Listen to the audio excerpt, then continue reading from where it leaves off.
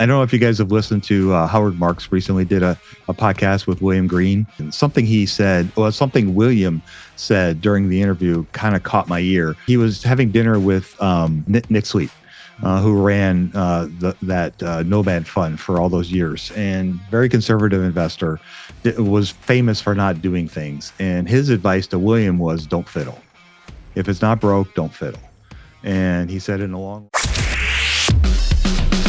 Love this podcast because it crushes your dreams of getting rich quick. They actually got me into reading stats for anything. You're tuned in to the Investing for Beginners podcast. Led by Andrew Sather and Dave Ahern. Step-by-step premium investing guidance for beginners. Your path to financial freedom starts now. All right, folks, welcome to Investing for Beginners podcast. Today, we're going to do something a little different, and we're going to have some fun. So I have my friends here from the pitch team. We have Tyler, we have Brandon, and we have Constantine, and we're going to talk all kinds of different things. And so it's going to go a wide range of topics. And with that, Tyler, why don't you go ahead and take us away, sir? Yeah, awesome, guys. Welcome. Hopefully the week went real well for each one of you guys. Always good to be back with my friends. A couple different topics we want to kind of start with. So I know, Brandon, you wanted to kind of present something. You were talking about the way you've set your retirement fund up. You feel like you're pretty overexposed to kind of the Mag 7. So give just kind of a brief rundown of what you're looking at or kind of what you're doing and what your thoughts are. Yeah, so most of my retirement's all set up in mutual funds and ETFs, just the way that the system works. I, of course, have joined this group because I'm interested in individual companies too on the side, but I'm just noticing more and more the way that all these market caps are rising, that in that case, these, magnificent 10, I guess is what you'd call it. There's just so much AI exposure that I was just doing some research trying to figure out what is the best way to kind of work around that, so you just weren't getting so much exposure in that area, because it just seems like the market caps are out of control, and you just got to wonder when there is a downturn, which, not necessarily going to happen tomorrow, but, eventually will, where would be a safe space to maybe move into, or maybe some ideas of how to get around that. Yeah, they've talked about approximately every 3 years there's a downturn, and one of those years are going to be down. So yeah, I think if you look at the trend that we've had, I think it is definitely more of a cautious market, and I think we got to be a little more particular on what we're picking out. So yeah, great conversation to have. Constantine and Dave, do you guys currently own or exposed to any index funds at all? No, I am not. Okay, no, awesome. And I started relatively small. I just started putting money into our 401b, which is a tax deferred retirement account for the school system that I work for. So I would say my exposure to this would be relatively small, because I've not done it except for the last 2 or 3 months. So.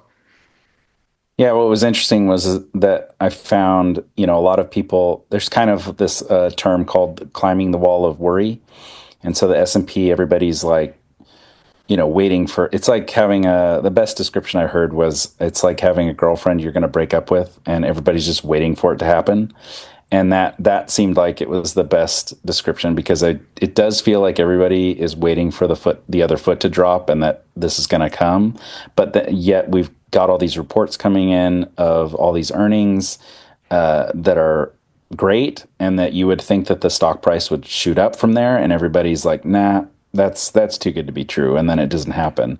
So I've heard of a lot of people moving into real estate, healthcare, and even trying to, instead of just investing, if you do invest in an ETF or a mutual fund that's like an S&P 500 indexed fund, instead you move into an equal weighted S&P 500, and that would just allow, and that's actually beat the normal S&P 500 index fund, is the equal weighted one has beat it this year.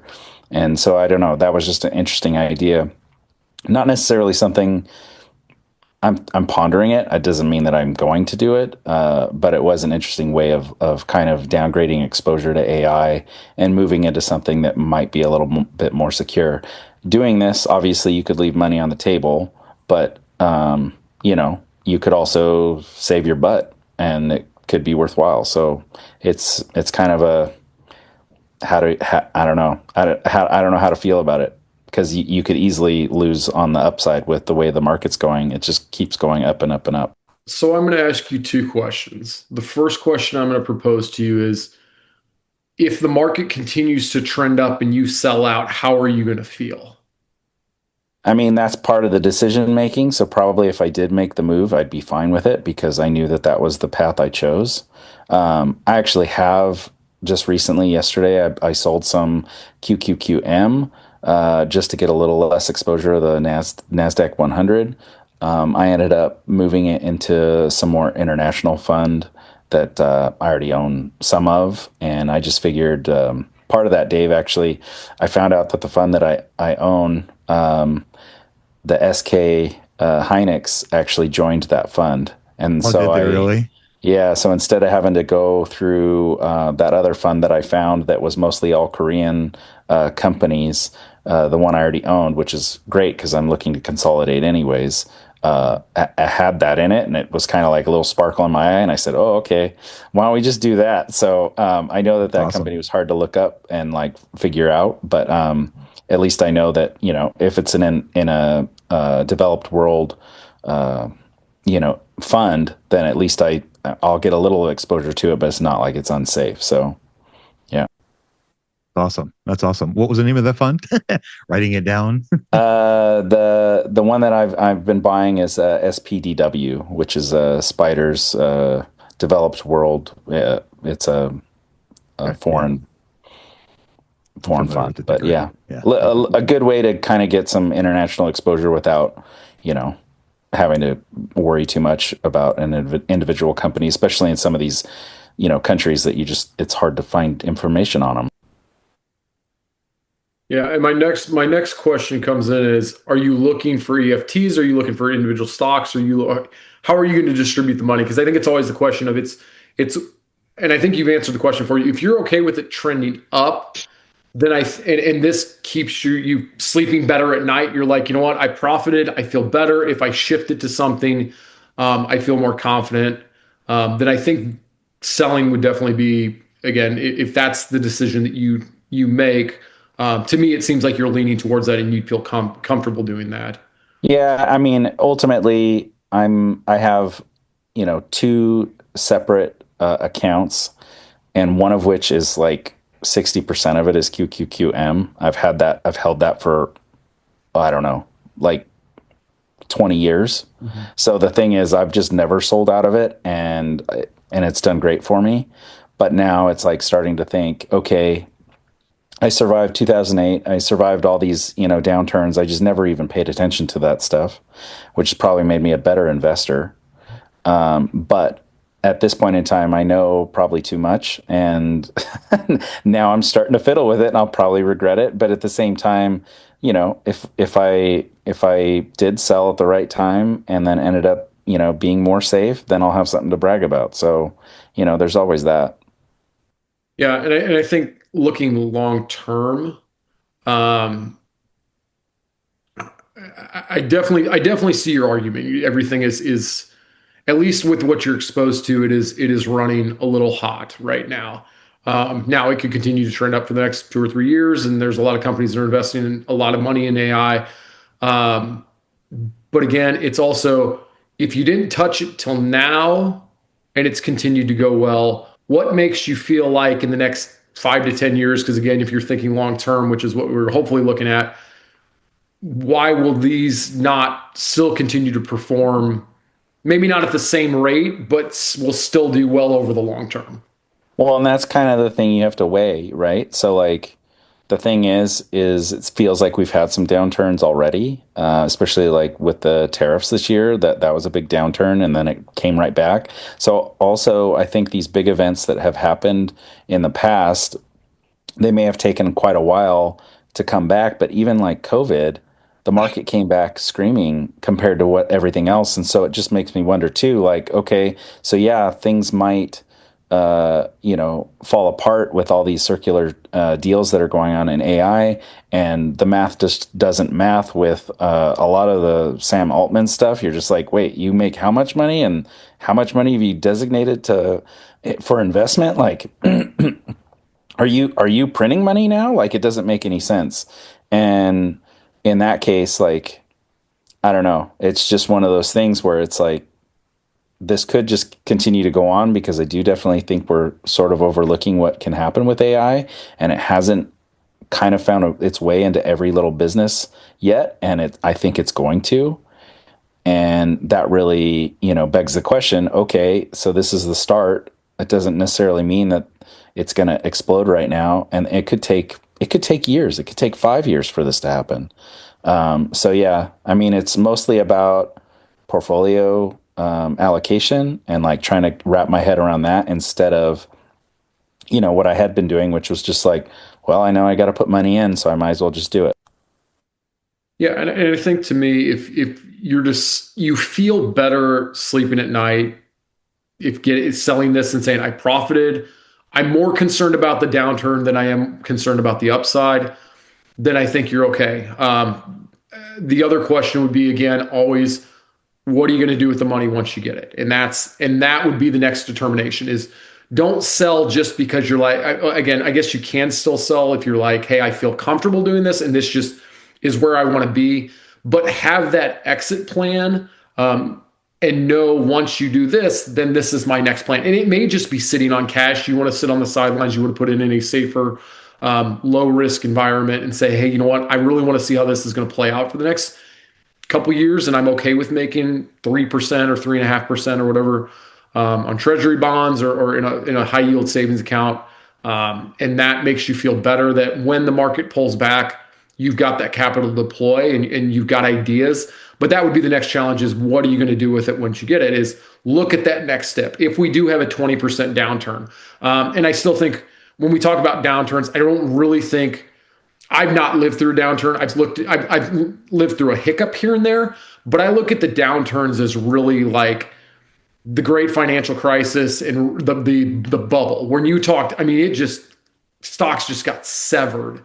And that's the reasoning to even think about this, because you have so much exposure. Like, I think normally people's retirement accounts might be hit like 5-10% in an event like what you're talking about.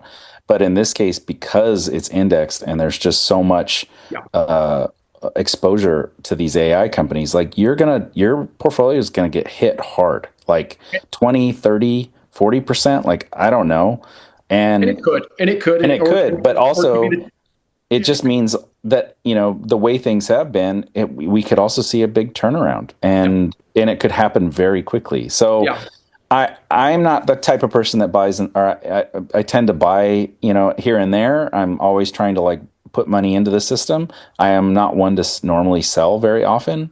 And when I do sell, I often sell and I buy with a plan already within, that same moment. So take, for instance, I trimmed a little bit of QQQM yesterday. I trimmed out of a corporate bond fund I owned, and I trimmed MasterCard and ResMed.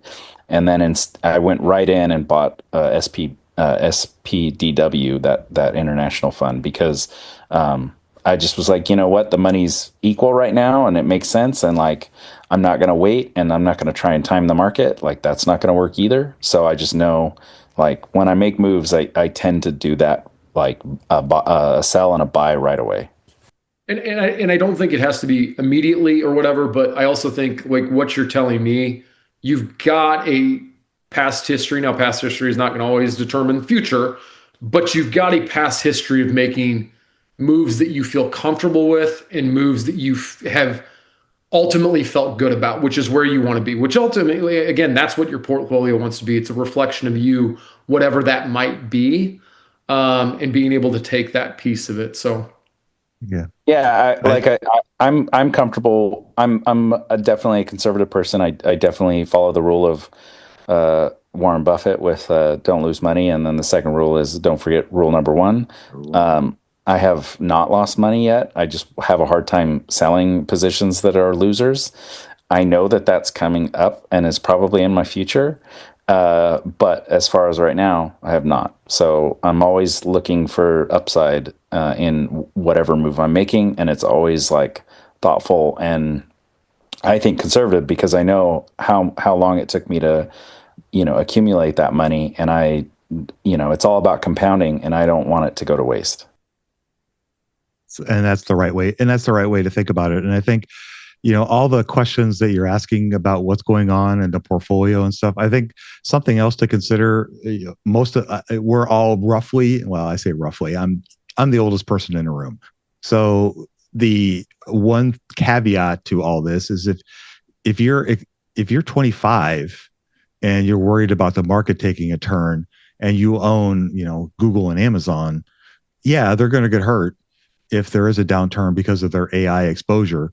But I would also argue that those companies will rebound and will be stronger for it going forward. So some of this too also has to be, your timeline. If you're me and you're 59 and you're closer to retirement than you guys are, then this would be something I would probably encourage people to strongly, consider is what's going on and, is giving up a few percentage points worth the more comfortable sleep?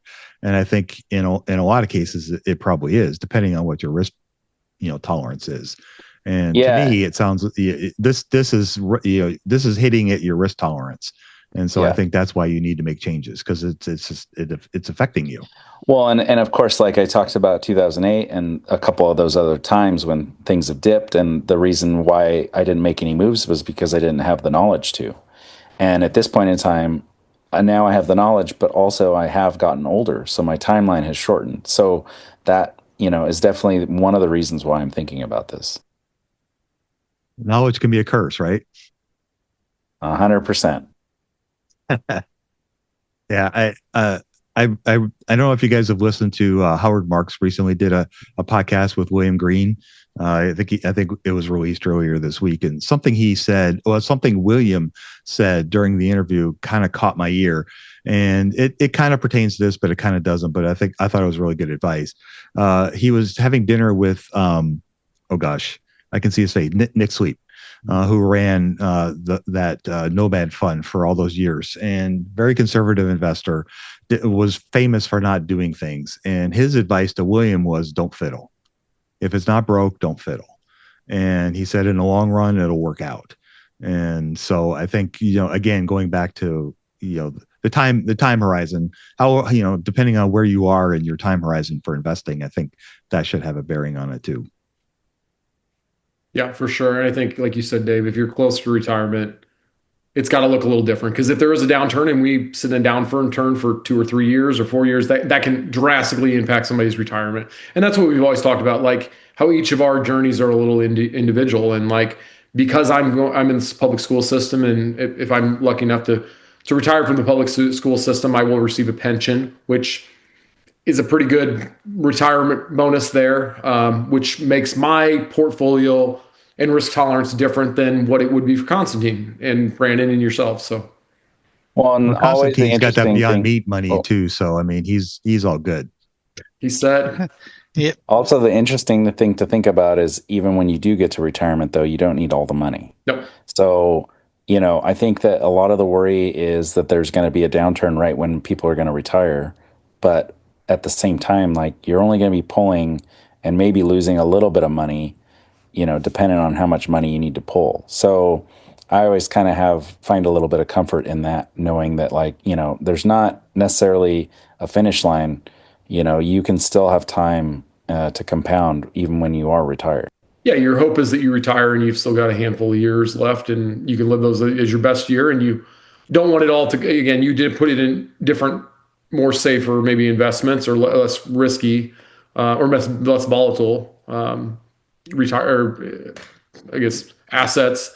But yeah, at the end of the day, your hope is that you retire at 65 and you make it to 90, you got 25 years to live on that money and enjoy it. So yeah, for sure. I think that's a great point too. So I guess the next, like, so you also had to kind of propose the question of like defense kind of sectors, or where would you look at kind of investing that money? Anybody Yeah, I have was any? kind of wondering like what you guys have like if you've thought about it at all. Like, the ones that came to mind were healthcare, real estate, and there was one other one I can't think of now. It might be even banking, but do you have any thoughts on whether those are recession proof, and or do you have sectors that you prefer? My gut says if the market turns and drastically goes down, we're going to all be along for the ride. Now, does that mean if you've got something that is paying a 3% or 2% dividend right now, you can't invest it later when it's cut by 25% and that dividend gets to 3.5%, 4%? Absolutely not. Specific sectors, I know people like utility stocks, but they have actually run relatively high this year because of the thought of the data center and the amount of energy we're going to need. And I know, Dave, you brought up a great point. How we're saying we're going to need a lot more energy. I couldn't tell you the exact number, but Yeah, those definitely seem to already have, price baked into them because of AI. I would tell you if you've got a niche for it, or you've got I guess the yearning to do it.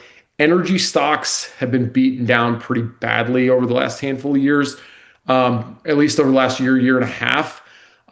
Their dividend yields are relatively high.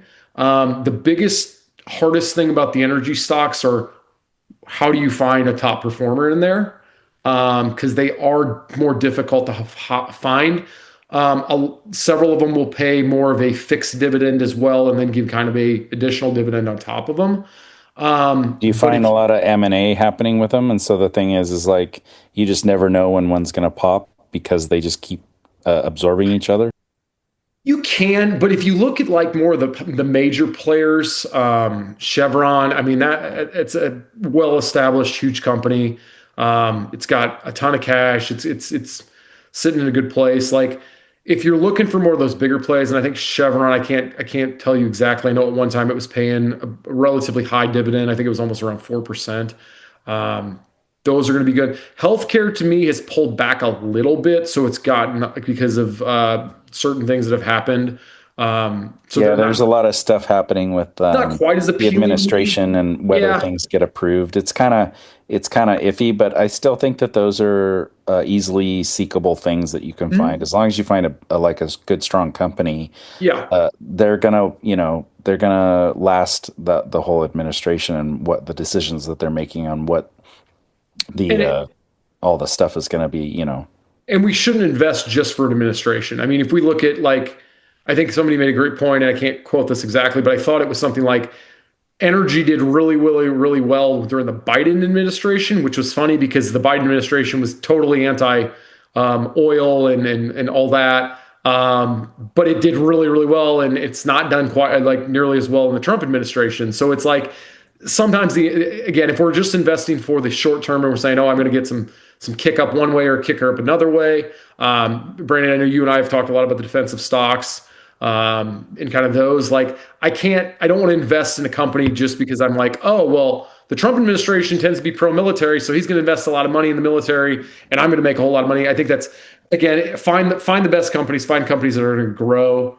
Yeah, that's not really ever a plan because everything's always so scatterbrained about it. And I just figure, the thing you can go on is the SEC filings.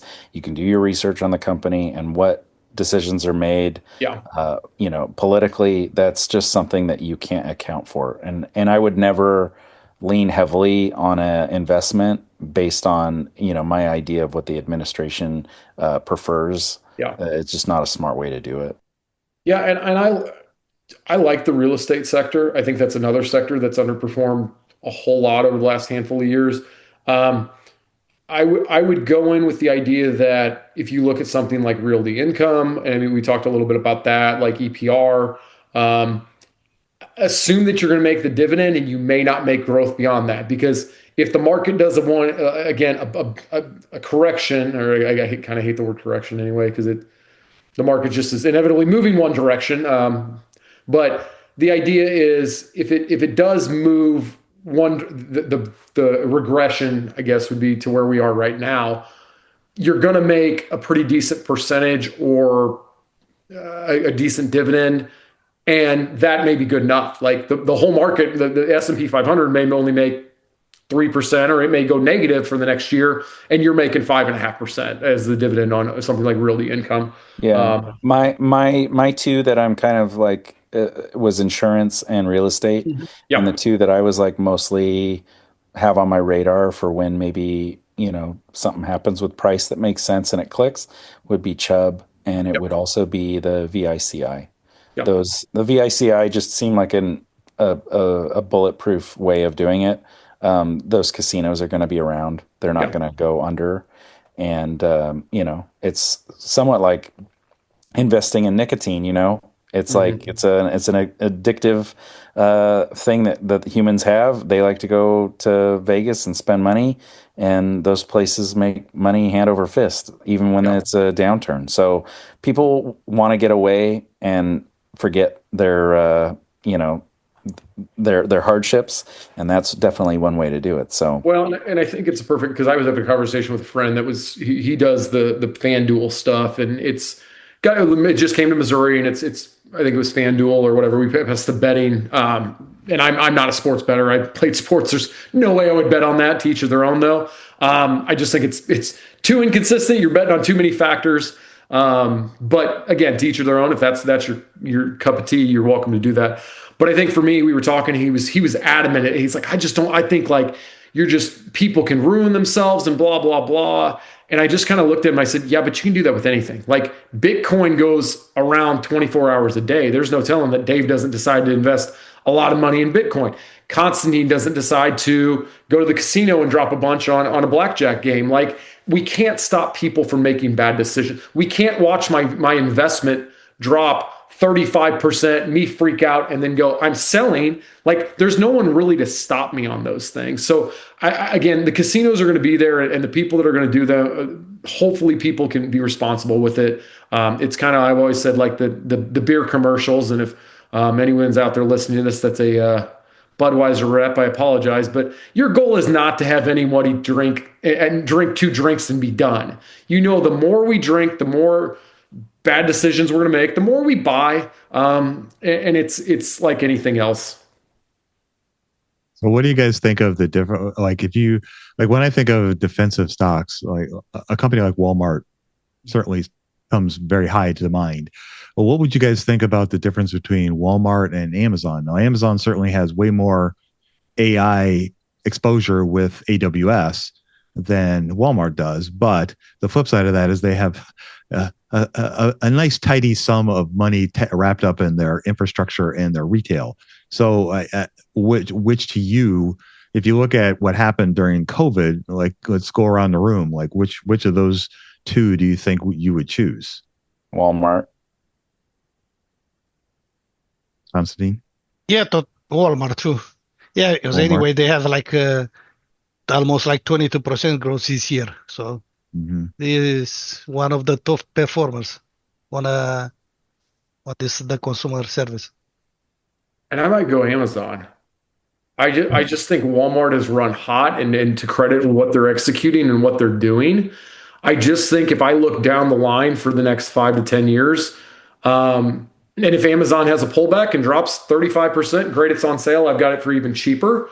Again, I think when we look at some of those clear companies that are just in that top tier, I think if you are willing to expose yourself to those over time, you're not going to go wrong. Again, we always talk about what is it going to look like in 10 years. I think Amazon's going to be in a lot better shape than Walmart is in the next 10 years. Could they have a drawback for the next 2 years and sink and look ugly? Yeah. But I think just for my portfolio and where I'm at and where I'm looking down the line, I would feel more comfortable owning an Amazon. The way I You look guys at think it about is, United? oh, sorry. But no, go ahead. The way I look at it is that Amazon is the play if you want more diversification in a single company, whereas Walmart is really more of a consumer staple. And when there is a recession and people, or a downturn or whatever you want to call it, when prices are high and it's really hitting people's wallets, people buy from Walmart. They look for a deal, and the deal doesn't pop into your head to go to Amazon. Amazon has been slowly getting away from brands and buying, random brands I can't even pronounce of the same exact product that used to be sold there. They're not necessarily a deal. Like there's now a bunch of websites that also you can like copy the URL, paste it up, and you can see price tracking for it, and you can see when it's a deal and when it's not a deal. There's just more obvious things that on Amazon they've just kind of been like, look, we've got you hooked. We've got your membership fee. You think this is the best price. It is no longer the best price, and we're gonna make it up on our margins. Whereas Walmart, you're definitely gonna be they're fighting for margin there, and they're passing it along to their customer. That's part of their company. That's what they've always done, is pass savings onto their customer. So in a downturn when things are tight, Walmart is the better play, and that may be for short term, but I still think that's a better play during that moment. And then, but like you're saying, Tyler, 5 to 10 years later, I mean, you can't go wrong with either. It just depends on price and what you feel like is the best move at a specific time. Or what about Costco? Because that kind of fits into the same idea. If you had to compare, like if you had to choose of those three, which do you feel like would be the better bet? What's the economic temperature? What are we talking about? Well, I mean, if we're talking about basically just some sort of recession, I think that's probably what's going to trigger, whether the chicken or the egg, right? Is the stock market trigger a recession, or a recession, trigger a turn in the market? Could be either way, but for me, it would be more of a recession.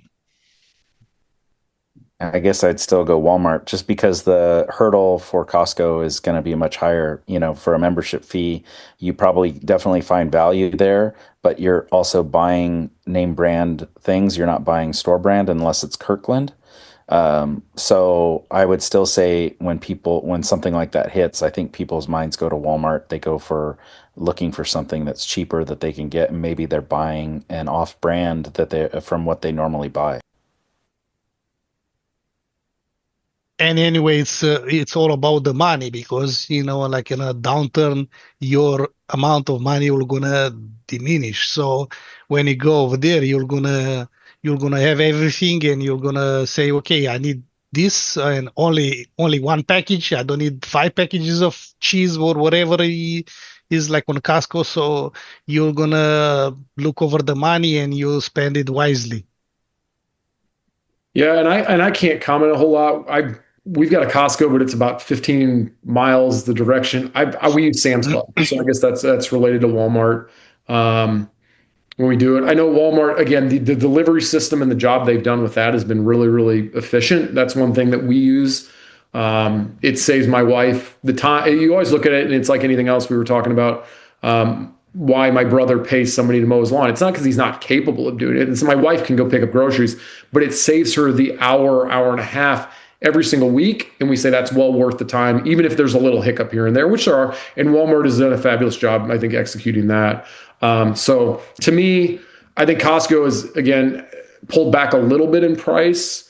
And Dave, I think you commented a little bit before in our group text that was you still think the valuation's a little high for that. So I do. Dave, what's your answer to both of those questions that you asked us? My answer would be I probably would default to Amazon for the Walmart question, and then I would probably choose Costco. So during the pandemic, in full disclosure, during the pandemic, I was not a Costco member, so I can't say for certain how that would have impacted how we shopped during the pandemic.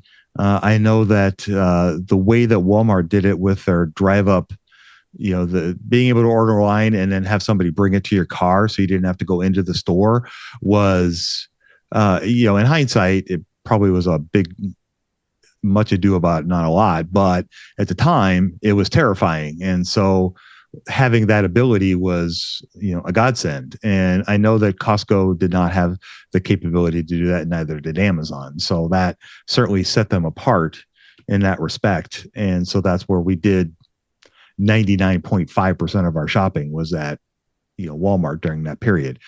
Today, however, I think, if I'm already paying for the membership to Costco, I'm going to use the heck out of that. And if I already have, if I've already paid the subscription and, a downturn comes, we have a recession tomorrow, I'm still going to go to Costco to shop because, to me, the Kirkland's food, the quality of the food and for what we get, it's amazing. And I wouldn't give that up. So, yes, you would be sometimes buying, a little more cream cheese than you really want, but in the grand scheme of things, I think that works out okay. Yeah, and I guess the way I looked at Amazon was if there was a regression or whatever to where the valuation is now, which one becomes more attractive? And to me, that's where I went with Amazon. If there's a 30% drawback, Walmart draws back 30%, Amazon draws back 30%. Which one do I feel more confident putting my money in? I would say Amazon. But again, I think they're both great companies. I don't think you can go wrong with either. I think Walmart will be in a better position in the next 10 years, and I think Amazon will too. Yeah. Well, we recently discovered that I don't remember exactly which one. It was a Dollar General or Dollar Tree. One of the two has had like 70 or 80% returns this year. Has had a fantastic year. And we didn't talk about those. What's that? Dollar Tree is Dollar Tree. Dollar Tree. Yeah, yep. Dollar Tree. So had a fantastic return. And, for what we're talking about, that may be the better play of all the three that we just mentioned. Or just silver. That would have been the play recently. You're right. Yeah. So, well, and I also think, Brandon, if you're looking for defensive stocks or at least plays that are going to be in a good place, I am a shareholder of PayPal. We talked a little bit about that, and they're applying for a bank loan, but they just started paying a dividend, which again, I think some people will hate, some people will love. I like it. I like being able to receive the money. And either if the company's executing well and I still believe in it, I'm like, you know what? I like to reinvest that. Sometimes if you get in early with something like PayPal where they're paying a 14-cent dividend and you're willing to hold for 10 years, that 14 cents it can turn into a 75 cents over the next 10 years. And then you're again, your cost base is relatively low. Your dividends continuing to grow. Again, there's no telling. PayPal may move it a cent next year. I have no idea. But looking for those companies, I know. Again, if I saw a drawback in a company like NEE, which is NextEra Energy, they were used to be Florida Power and Light. I like that company. I think they've gotten a little pricey. Analyst estimates have them at about $85. It's at $79. It's been as high as $85, but I was looking at it at $60. And maybe I'm just anchored to a price point, but they've continued to raise their dividend about 10% every year for many years.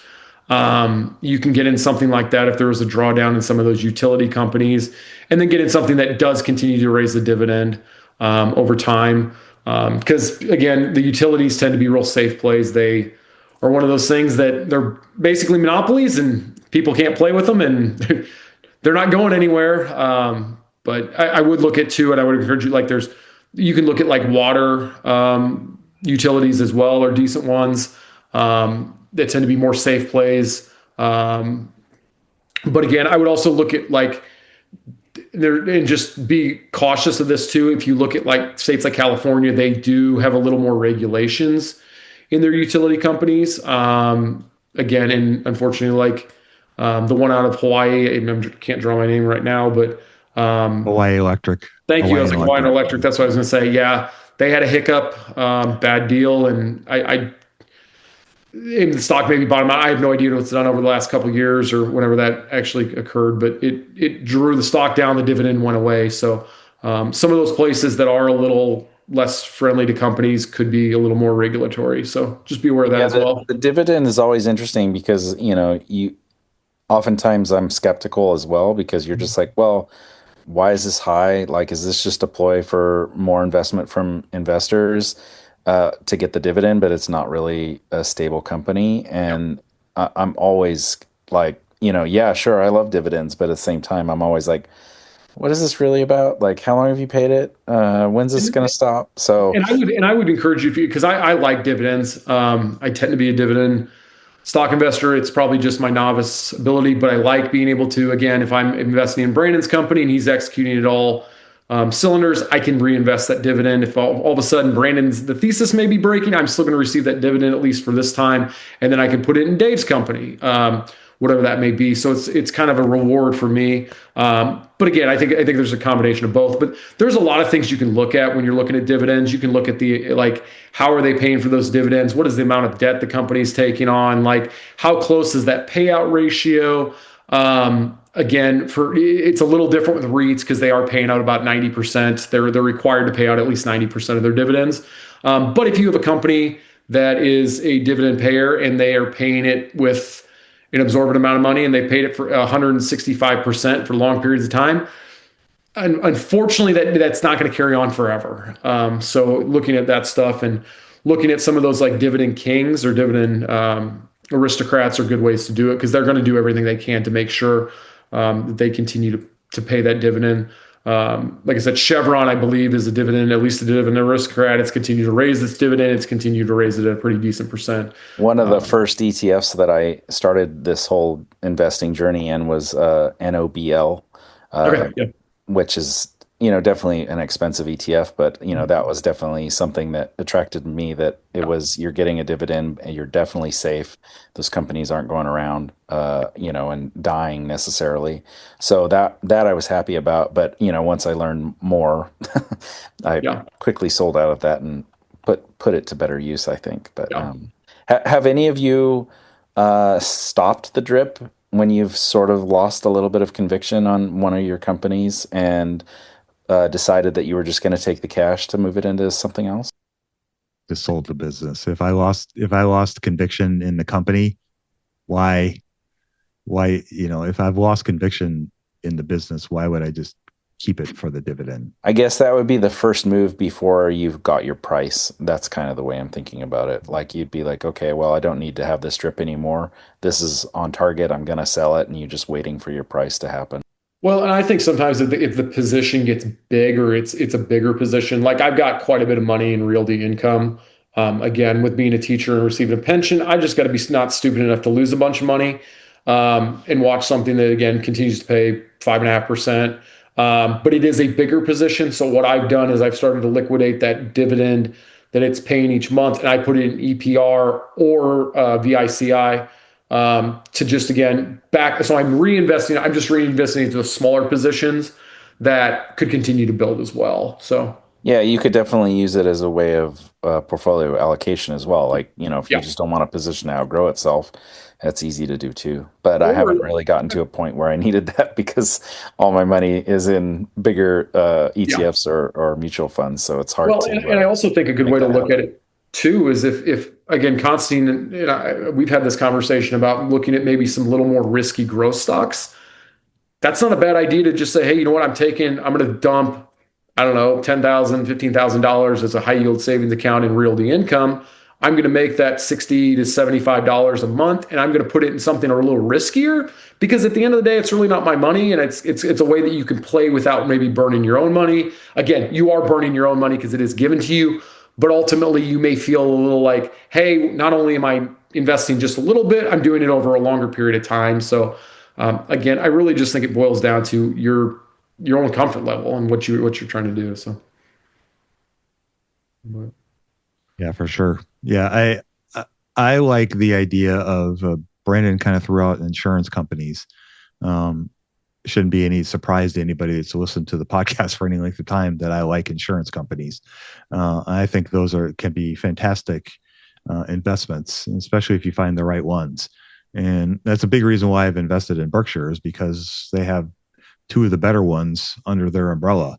And so it's a great place to put my money, and I'm also getting the benefit of their insurance knowledge through the years. But the company you threw out earlier, Brandon, Chubb, is certainly a strong contender for a really good insurance business. What do you guys think of United Health? I know it's been beaten up pretty hard, and if you talk to customer service about the company, it's not popular, but it has been a fantastic stock and arguably a pretty good business. So what do you guys think of that? I don't see it going away. I think it's too big to fail. I think my concern is with Warren Buffett buying it or whoever bought it at Berkshire. Let's say Berkshire bought it. It doesn't fix the problems that were still there. They've still got the litigation. They've still got the mess. And my thing is, are you going to be compensated for the risk you are taking if they can navigate this well and you believe that they navigate this well and they get on the other side? I think it could be a good investment. My father took a pretty big position in it. He likes it.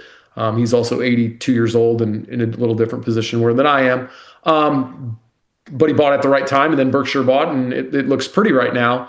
But it is one of those things that I think it's too big to fail. I think they will find a way to get across it. I just don't know, again, if any of this major litigation pans out and these start to becoming more of a mess, what that looks like. So for me, I haven't even looked at it. It's not been on my radar. It's not even something I would start to look at. And the only reason is because I think it was an option for me and my wife for our healthcare. And when we did research on whether it was good or not, it was terrible. And so automatically I was like, well, if I'm finding out that to be a customer of it is awful, why would I put my money down? So I'm out. But I think that's a great data point, because if you're walking into this and going, I'm not even investing money into this, I just want to be a customer, you've already got that bad taste in your mouth. Now, again, I that is one very small data point. There could be people out there that love it. I have no idea. I'm not a customer of it. But I think just knowing that part and you've already been turned off to it, I don't think you're going to be like, hey, I really want to invest more money in this company and become a shareholder. Because I think, again, you want to be in companies that you feel good about. You want to be invested in companies that you believe in. So, Constantine, do you have any thoughts? Not really. I'm just afraid about the political climate, because you don't know at the end of the day in which side they were gonna go. And I think they have a lot of exposure, and it's a lot of risk. Agreed. Anything else on the defense sectors or anything that we would look at? Anybody have an opinion on any of those? Well, would you consider banks to be a defensive area, or is that not a great place to put money in when you're looking into a recession? I mean, on one hand, it's a necessary evil, right? Like, for the most part, most people aren't big fans of banks just in general, but it is a necessary evil. And whether the economy or the market goes, I guess it's different. If the market goes through a downturn, then like Tyler said, everything will go down. JP Morgan will go down just like Google will. But if it's a economic downturn, will a bank be as affected as much as it could be? It depends on the exposure. And this is what we saw during the pandemic, was that the immediate response was that people were worried that car loans weren't going to get paid back, mortgages were going to default, and just generally credit cards were going to default. And we didn't really see that, in part because of the stimulus and in part because the economy it didn't shut down as long or as completely as I think was originally feared. So in that circumstance, I guess it really kind of depends on what the bank is exposed to and what really is happening. Like a Wells Fargo, for example, who is very highly correlated to the mortgage industry, they're hurting because the mortgage industry is hurting and people aren't buying homes. And that's how Wells Fargo makes a large portion of their money. Contrary, Ally, lends money more to autos for cars. And that's more their bread and butter. And as the auto industry has struggled, Ally has struggled. So, it really kind of depends the exposure. A bank like Capital One, which is more exposed to credit cards, maybe they don't get affected as much. I'm not sure. I don't know the answer to that, but those would be the things I guess I would try to look at if I'm trying to consider a bank. I'm a big investor in Nubank out of Brazil. If they have any sort of economic collapse in Brazil, it's going to impact Nubank unquestionably. There is no, you can't sugarcoat that. And if you go in investing and thinking that that's not a risk, then you're fooling yourself. And so that is something you got to be concerned about. But if there is a downturn, economic downturn, I don't know.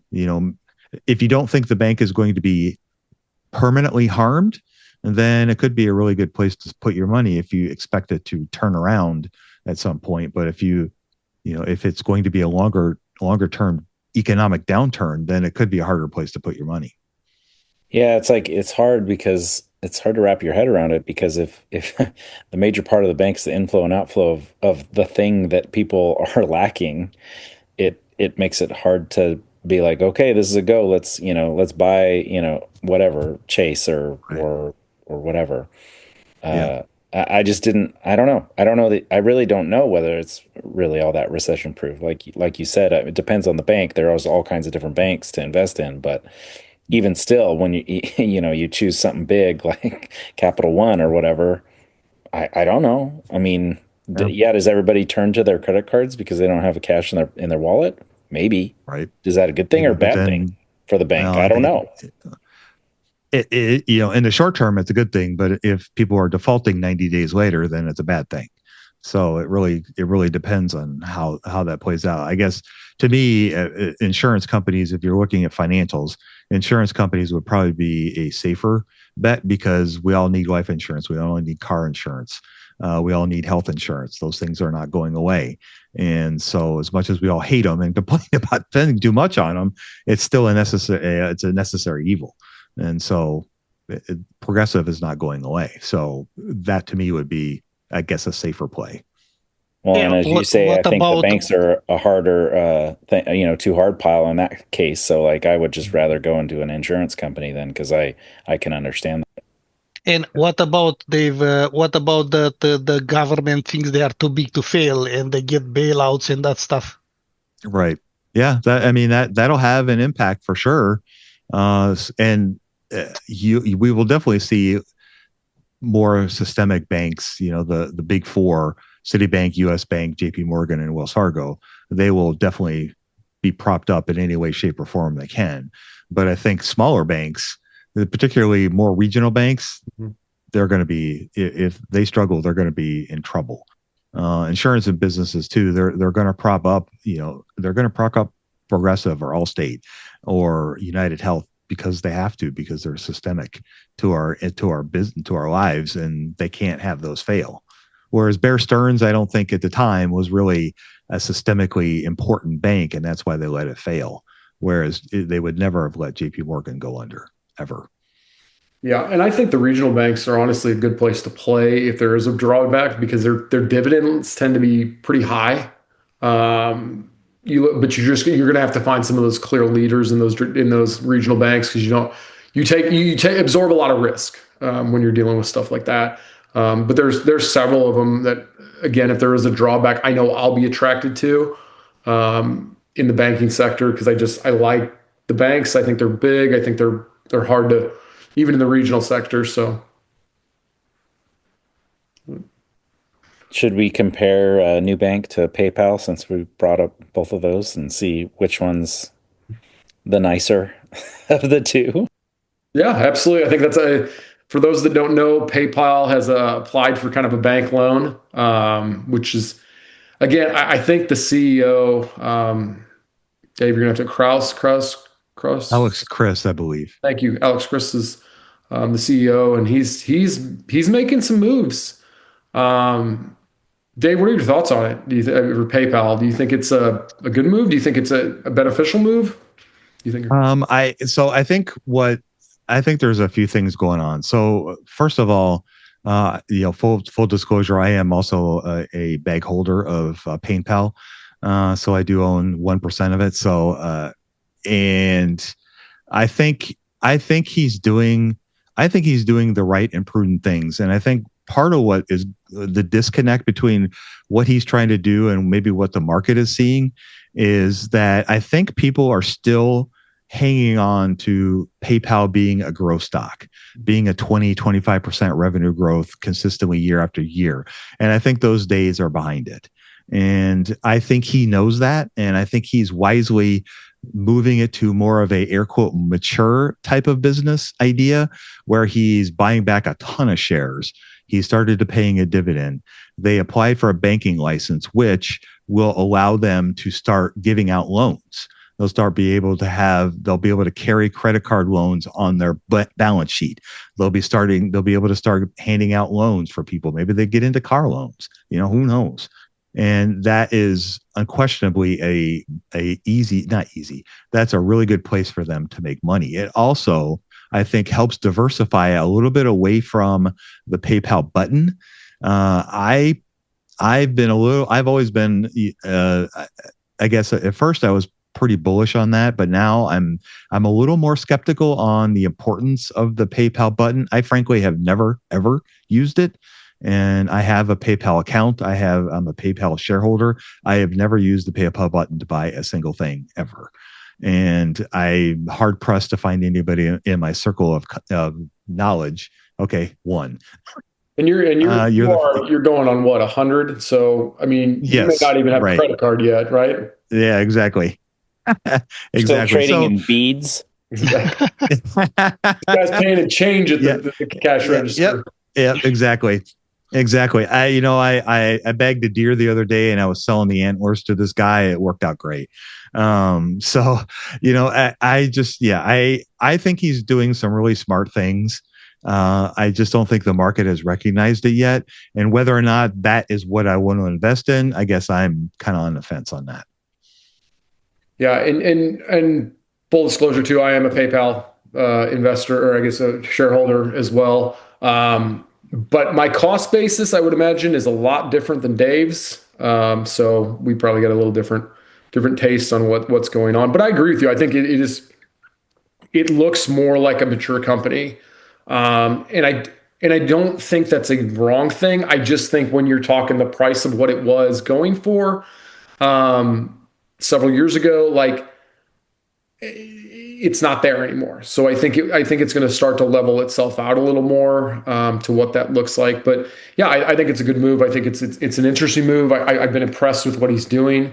I just think what you're going to do, and we talked a little bit about this. I heard a guy talking about this earlier this week. Was Trade Desk is kind of the same thing. It's had this huge growth story. It's had this expectation. Now all of a sudden you're finding there's different players that are getting in this game, and the sentiment was Trade Desk will still be a good investment.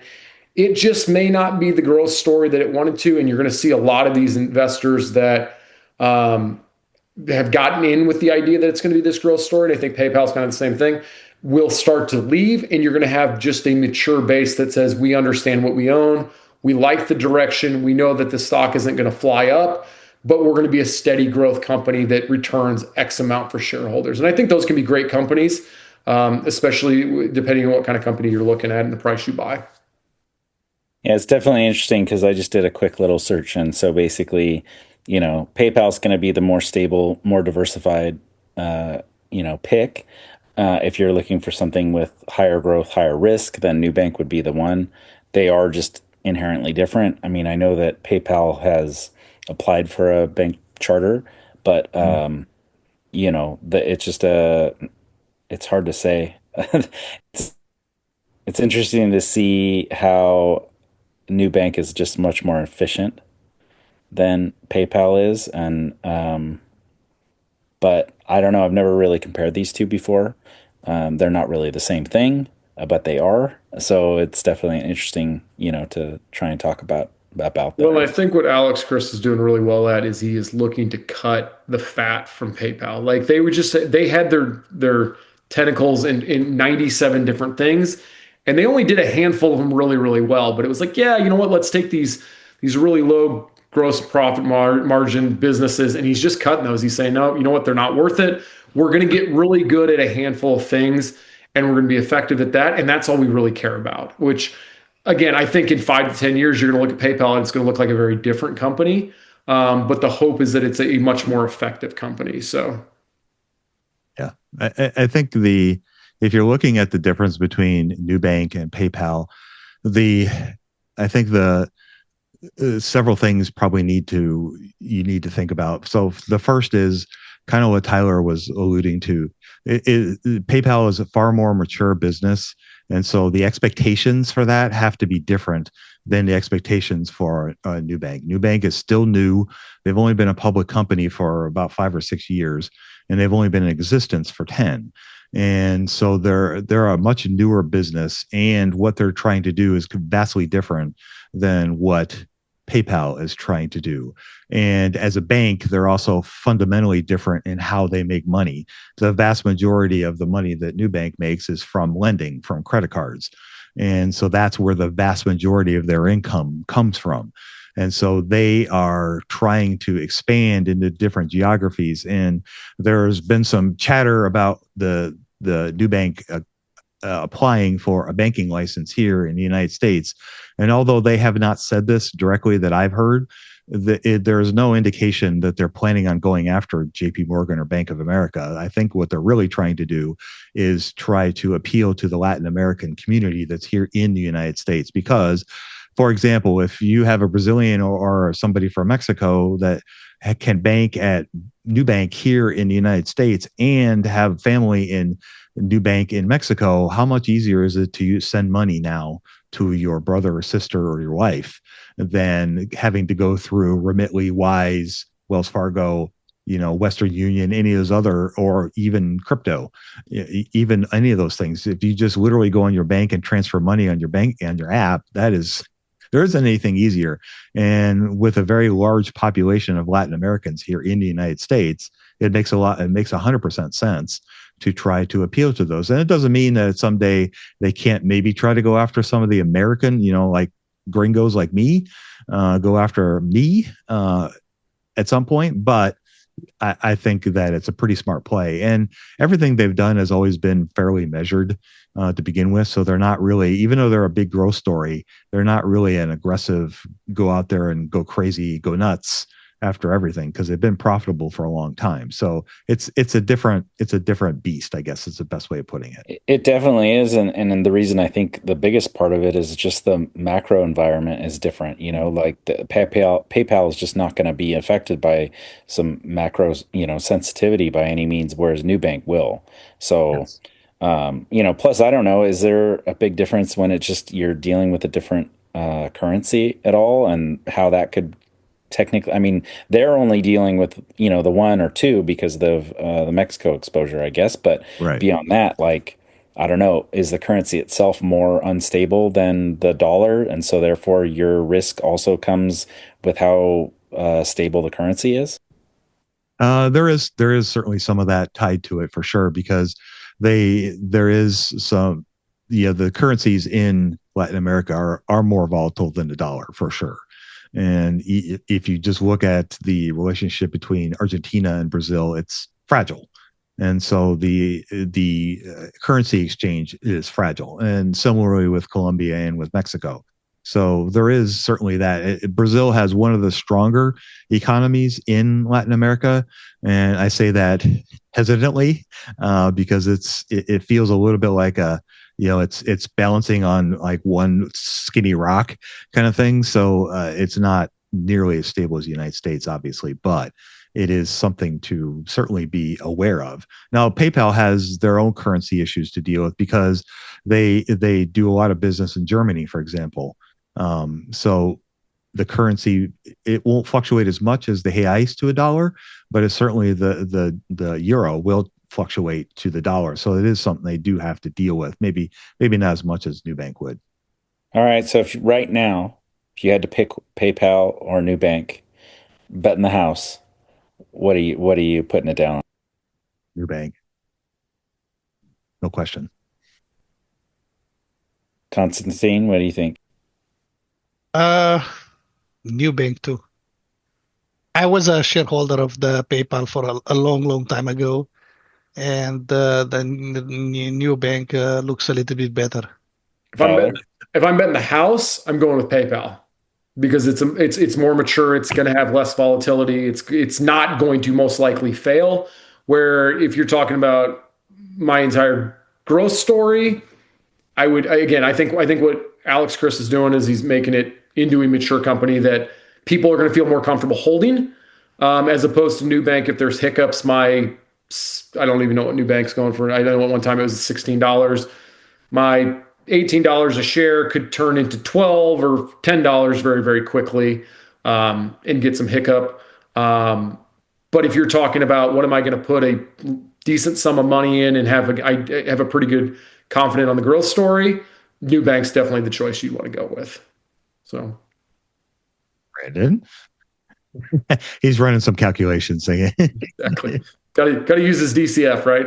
Yeah, he's got an Excel spreadsheet in front of him right now. He's running. I just wanted to look at the chart and what it's currently going for. It just seems like PayPal's been struggling. I mean, oh, it has. Yeah, I don't think it's down like 75% the past 5 years. Well, that's why you just got to buy it when it's in the bottom, dude. It's not hard to do. Yeah, I know that's the plan. But the thing is like, you know, I've listened to plenty of podcasts of Dave complaining about PayPal. So I kind of want to just break out and say, forget it. I'm just going to go full bore on Nubank. Well, Dave also bought it when it was in the pandemic and was pretty pricey, I believe. I was paying. My initial cost basis was $350. So yeah, there is that. Yeah, that would leave a bad taste in my mouth. And with it currently it's at $59.81. Nah, I'm good. Nubank all the way. Yeah. Okay. Well, we'll see. We'll see in 10 years if you guys are broke or rolling in Beyond Meat money. So awesome, guys. Well, this was great. I appreciate this. It was really, really good. Like I said, we covered a lot of stuff, and hopefully people got a couple things out of it. But yeah, always great to catch up and learn some stuff. So yeah, I certainly appreciate all of your guys' time today as well as the past year. And I wish you guys both, all of you, a Merry Christmas and a Happy Holidays, whichever you celebrate, and be safe out there. So with that, I will sign us off. You guys go out there and invest with the margin of safety. Emphasis on the safety. Have a great week, and we'll talk to you all next week. We hope you enjoyed this content. 7 Steps to Understanding the Stock Market shows you precisely how to break down the numbers in an engaging and readable way with real-life examples. Get access today at stockmarketpdf.com. Until next time, have a prosperous day. The information contained is for general information and educational purposes only. It is not intended for a substitute for legal, commercial, and/or financial advice from a licensed professional. Review our full disclaimer at einvestingforbeginners.com.